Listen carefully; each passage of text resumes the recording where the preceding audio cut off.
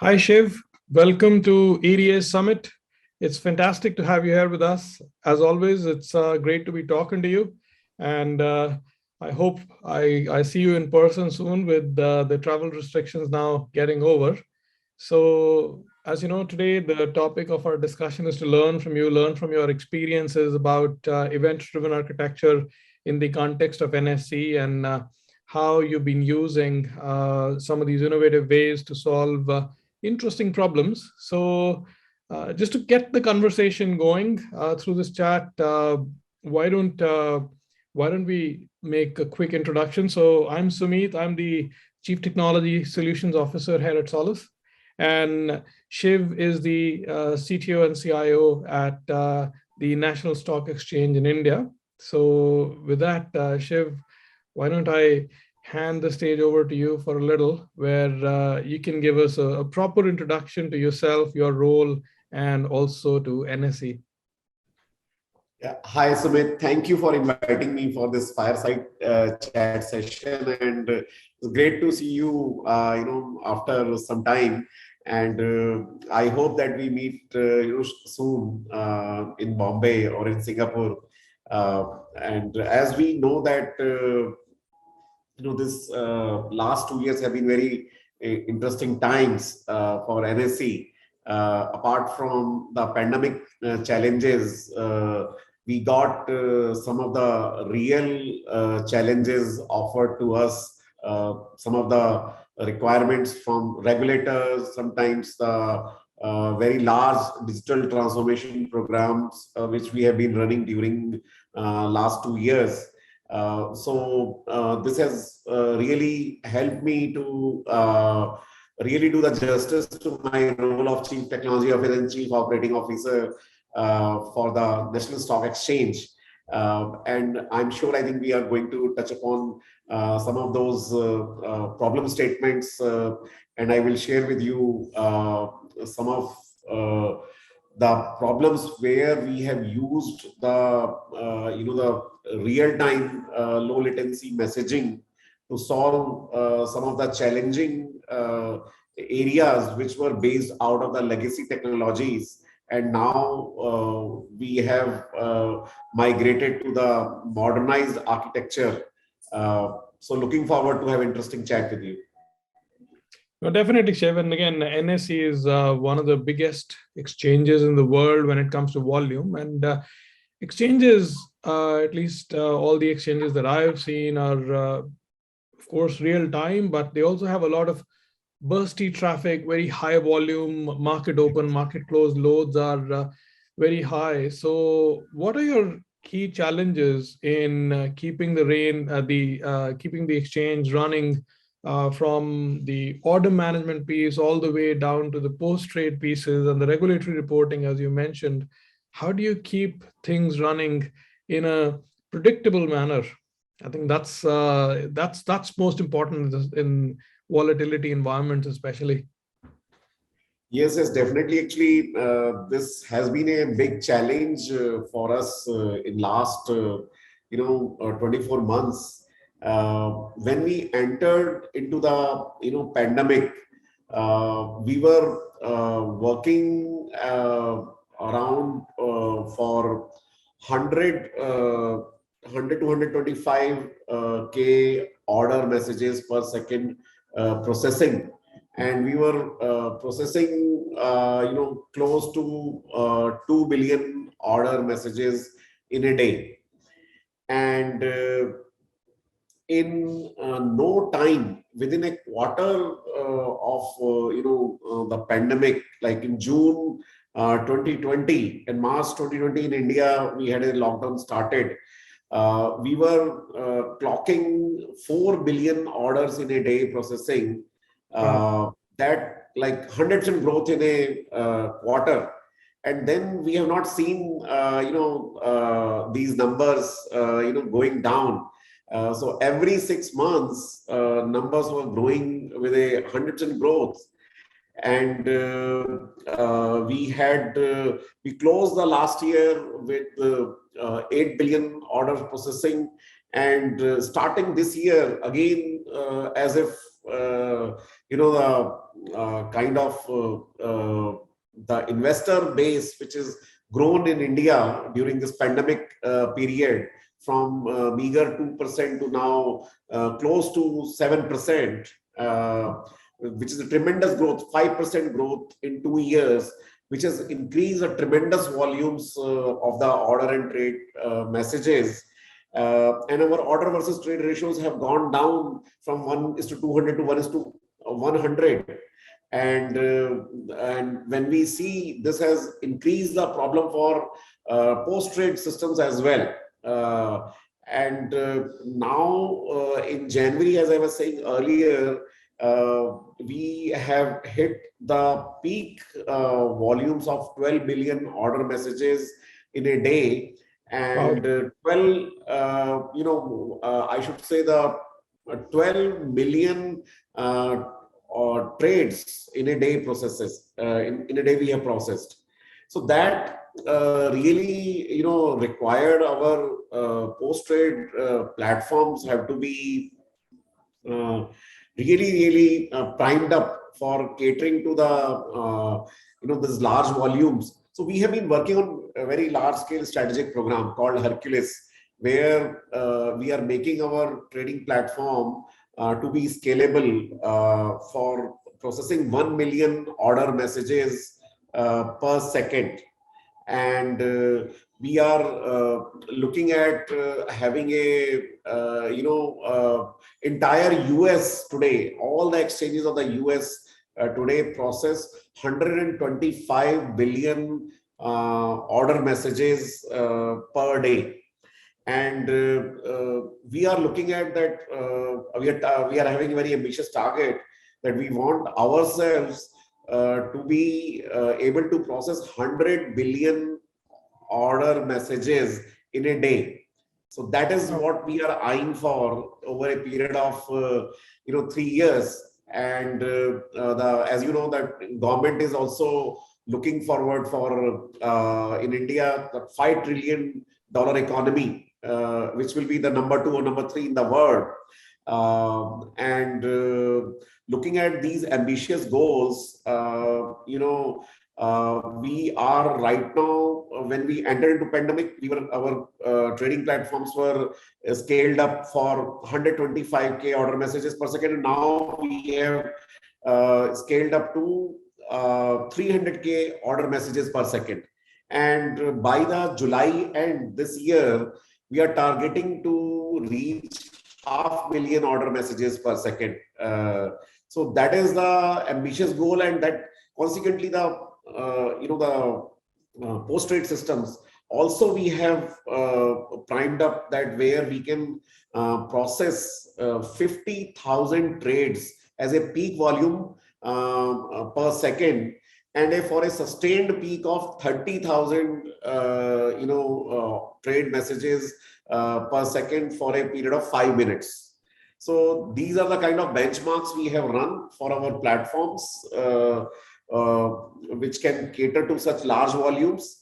And this brings a lot of other challenges as well. Recently, during this pandemic period, mid last year, our regulator has given us a challenge to recover the platforms from the time is there a technical glitch, and that glitch is leading us to switch to DR intraday during the business day, and very much in the middle of business day, we should be able to recover the exchange and clearing house in less than 45 minutes. So that was a very, very tall order, given such large volumes, which will cause the huge amount of data loss eventually could become. So I think there we have worked on some of the interesting solutions as well to minimize the entire RTO, RPO requirements and minimize the data loss, which is the best in class, I think, across the globe right now. Yeah, it's amazing, right? I mean, most of us who've seen DR drills, and now it's becoming more and more serious. But previously, like it used to be announced that, oh, next week is a DR drill, and everybody kind of stages there the DR drill successful. But real disasters don't happen like that, right? Glitches happen when they happen. I know this challenge is compounded with the volumes that you deal with, and recovering into a business continuity site in under an hour or in 45 minutes is a tall order. So the traditional DR architectures have used disk replication, SAN replication technologies, but I think for you to deal with such high volumes, as to my knowledge, you've experimented a little with event-driven architecture. So could you elaborate a little bit on that, the requirements, and how you've gone about disrupting the space, as you mentioned, with a best-in-class solution? Yeah, so actually what we did actually when we tried to tackle this problem, first of all, we divided our systems into the multi-tier wise, based on the criticality of the application. So we put tier one, the most critical applications like trading and risk as the tier one applications. The tier two applications, we have put the surveillance and clearing platforms, and the order of the target, the magnitude of the target what we kept for ourselves was very stringent.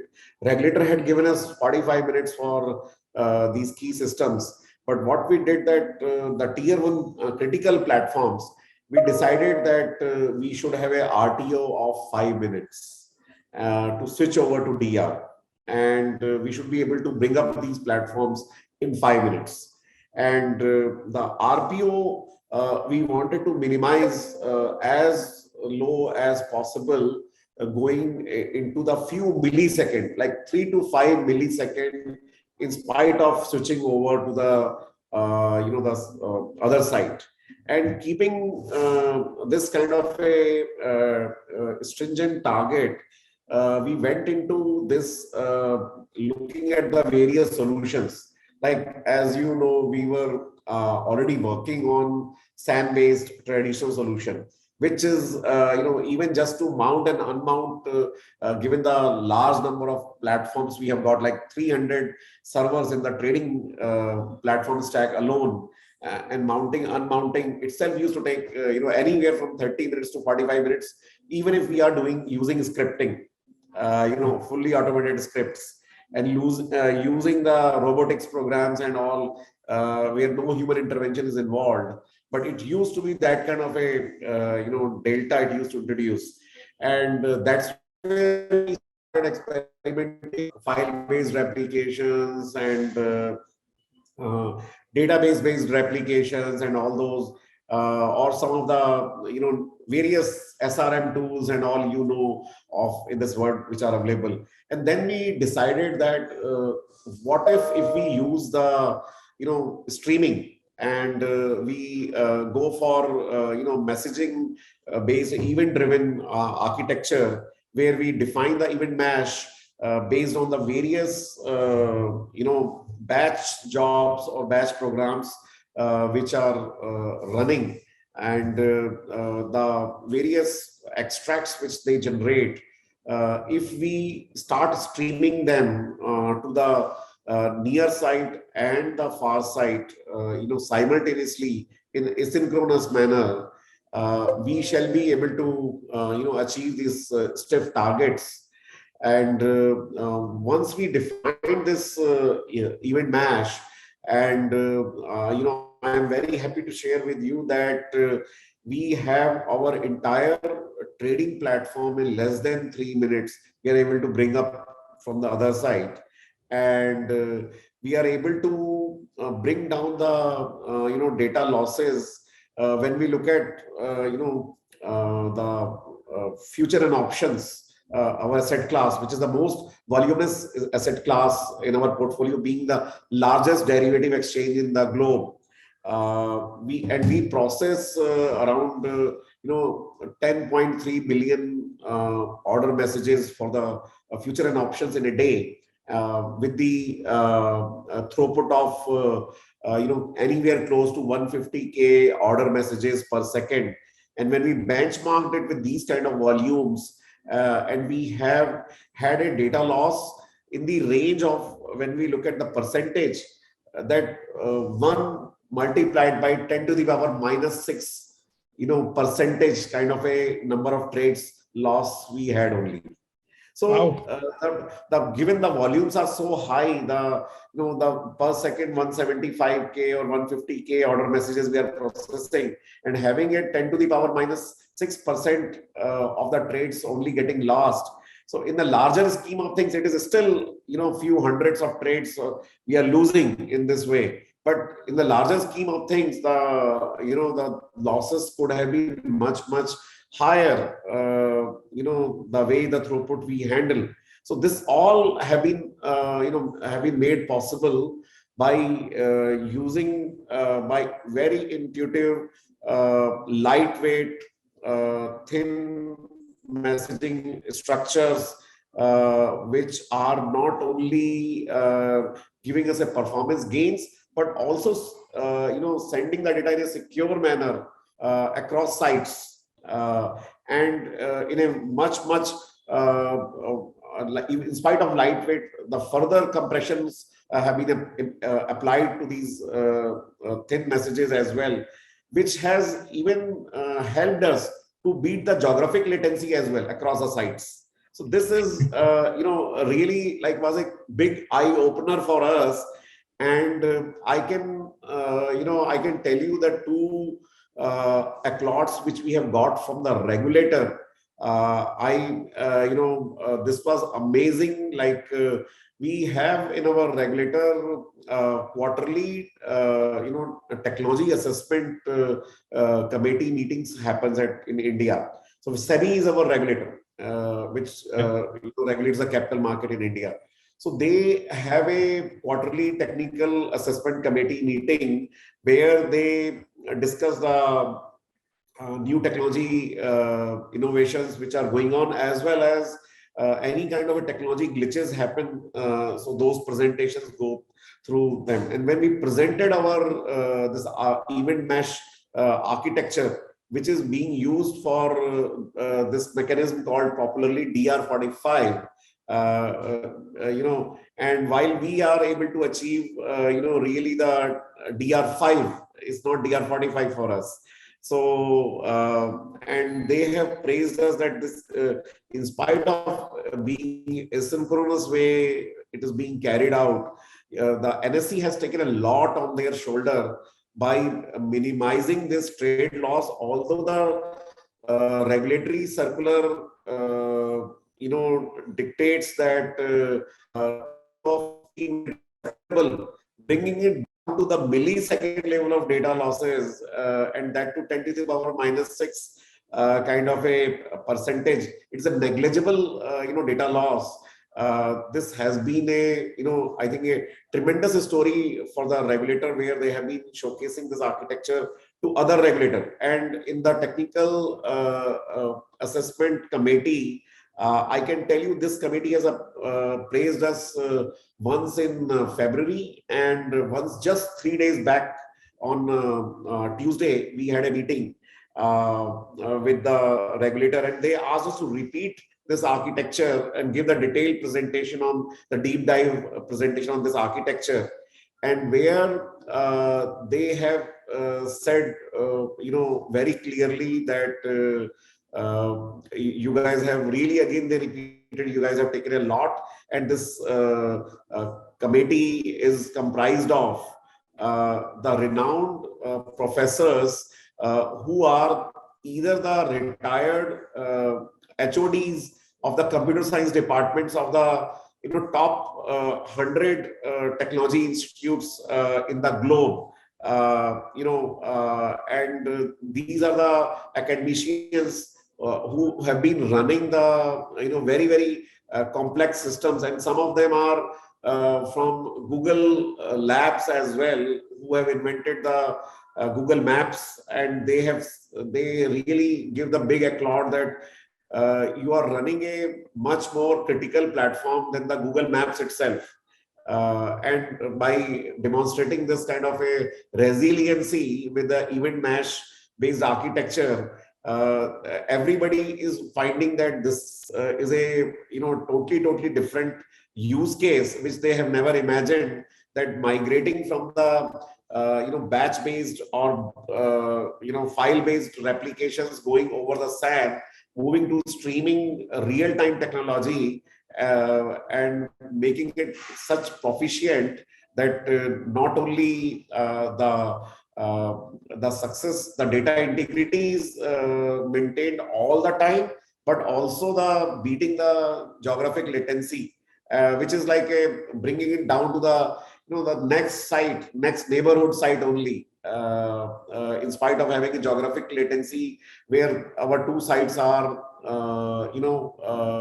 around Mumbai and Chennai. So which is it ranges around 700 kilometer apart, that these two sites being, and such a kind of a performance, I think it was a very eye opener even for our some of the technical department heads who were very much inclined to do the TCP/IP based custom streaming of their messages, and they have been happily migrating it to this newer technology, especially in the surveillance case. So our surveillance platform has a requirement that whenever you do the switchover, as soon as the market opens after 45 minutes of that time, the surveillance should also be running, up and running along with the market, along with the trades get opened up. Because we in India, we have a real-time surveillance. It's not the end of the day surveillance and all. So real-time disbursement, real-time surveillance. And both the scenarios, we have been able to, leverage the event mesh, and in the surveillance as well, ultimately, which was earlier based on when we went day one live, some part based on the SAN-based application, some part was, based on some of the TCP/IP custom streaming. And we found that we were not able to bring up the system in 45 minutes. We were able to bring up the system only after 65 minutes. So that was a kind of a shame. We were looking at that. How do we make it, the state of art, like our most critical platform of trading and risk in less than 5 minutes. So we have introduced this technology over there as well. And I'm very happy to say that now we are able to get our surveillance platform as well up and running in less than 15 minutes. So the target is 45 minutes, but still we are able to beat the target by 1/3. So that is where I see that the event mesh is bringing the new use cases. And we are working on some of the other use cases as well, which have gone live, as well as new use cases like some of the, we are looking at splitting our order and trade messages, where some of the post-trade platforms, which are basically, be it as some of the price dissemination engines, some of the journaling engines, some of the index dissemination systems, we are looking forward that they migrating to this low latency event mesh architecture. Currently, we are using multicast oriented, the middleware, and from there we want to go for more, because these are market facing functions, and we want to go for a higher reliability, more assurance that there is a zero error, and always the assurance is there that no data will be lost and the entire data will be recoverable and without reaching to the parent. So that today in our current architecture in multicast, whenever there is a data loss, a lot of recoveries happen to the parent or the source node.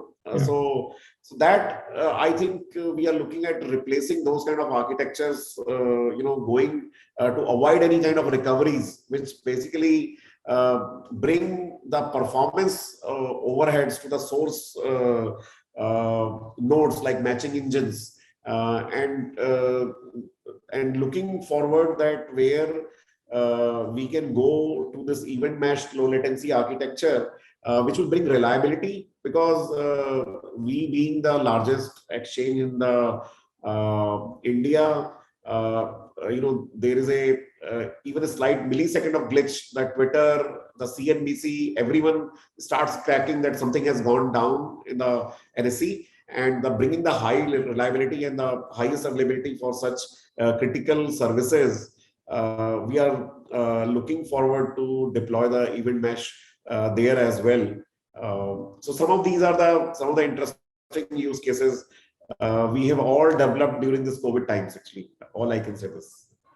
Wow, wow! I mean that's a lot, right? And see, I've seen event mesh being used in all kinds of use cases, but and then disaster recovery replication as well. But at that volume, and then beating all the regulator expectations, and I mean, it's been a pleasure to work with your team, of course, realizing such architectures. And I know some of the challenges are that, okay, first time we're dealing with some of these things, but yeah, it's very innovative to keep using and also modernizing, right? So reducing technical debt as we modernize to these newer systems, taking the older systems along. So Yes. just some final thoughts from you, Shiv. I was curious to know. I mean, you've been a CIO, a CTO, various C-level positions in very large organizations with mission critical loads in the FSI industry. So, last couple of minutes, any words of wisdom, any advice to your peers, to other chief architects, CIOs, CTOs, CDOs who are embarking upon modernizing and digital transformation journeys? Anything from your perspective, sir? Yeah. I think definitely. I think there is if you are embarking on the digital journey, it is very important that the event-based architectures really play a lot. So I think people need to be really looking forward for their core platforms, sending out any messaging to the channel applications or the new digital applications which they are working with. They need to, I think, definitely graduate to the event-driven architectures, which are based on the event mesh and the low latency platforms, because they have to design that all the APIs, instead of having an API-driven architecture, they should be a event mesh based on a messaging bus architecture, which is transmitting the various events to the channel applications, which could be a device form factor neutral, and making those services available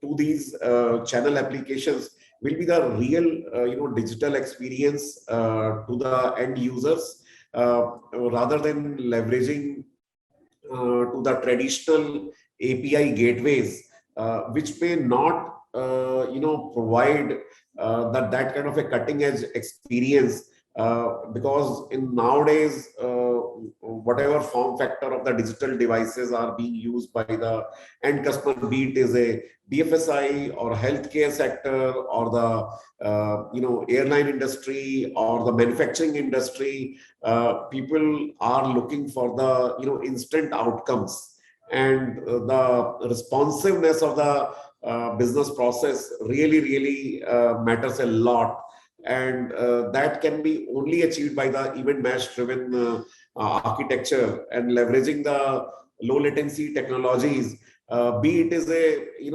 communication channel like in India. Various payment systems are for various kinds of acknowledgement, alerts, notifications sent out by SMS, by the WhatsApp messages, by some of the custom mobile applications. They all need to be hosted on the event mesh based architecture, which will provide more assurance for the end consumer to receive all these communication. So the another big use case for the digital transformation is the customer communication area through the various channels, which is where I think my message will be to all the people that they have to start thinking in the event driven architectures, and then only embark upon the the digital transformation for any kind of business processes, the fellow CIOs and CXOs are working on those areas. No, that's amazing, Shiv. Thanks a lot, and thanks for making the Solace event mesh a part of your journey, the transformation, and many more interesting innovations to come. As I said, I'm really looking forward to seeing you in Mumbai or hopefully in Singapore and have a meal together. But thanks a lot for your time. I'm sure these are great words of wisdom for the overall technical community. Thanks a lot.